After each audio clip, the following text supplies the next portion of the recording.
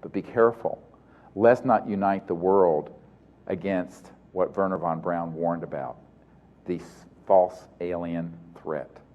This is the biggest problem with disclosure. This is the hugest problem.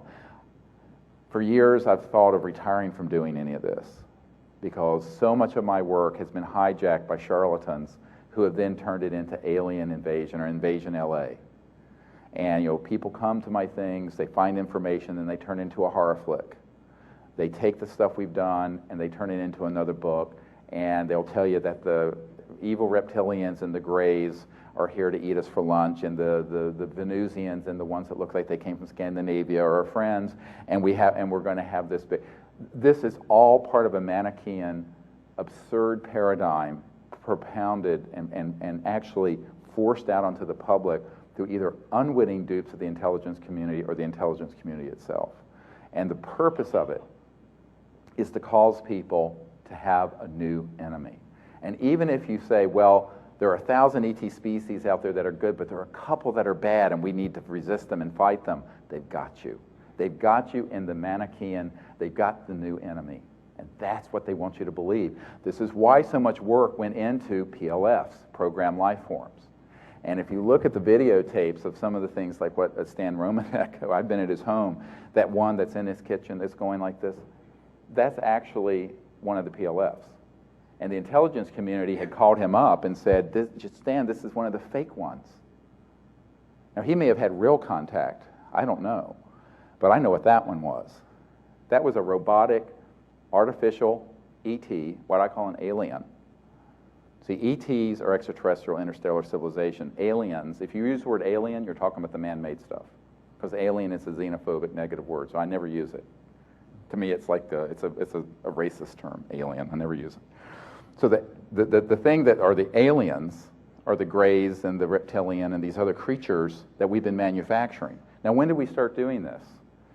Back in the 40s and 50s. So the facility at Dulce, at the Four Corners area, is a genetics lab. There's a genetics facility at Sandia. There's a facility in Australia. There's a group of physicists I know who work there, and there are these things that look like Greys and others coming off a conveyor belt.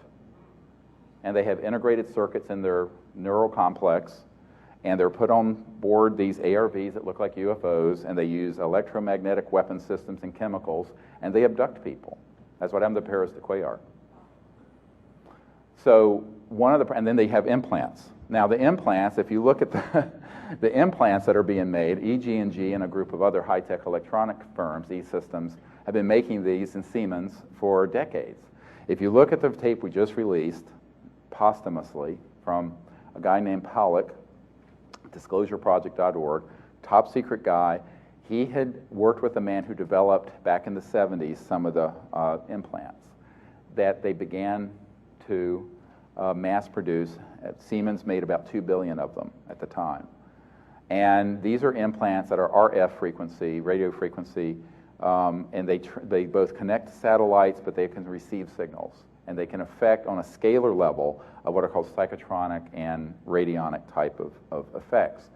These are the ones that are being put in people. And the folks who are extracting them, I've looked at the data on it, and I'm going, yeah, but I know who's manufacturing this. Now, what they're going to do is say, see, the aliens have done this.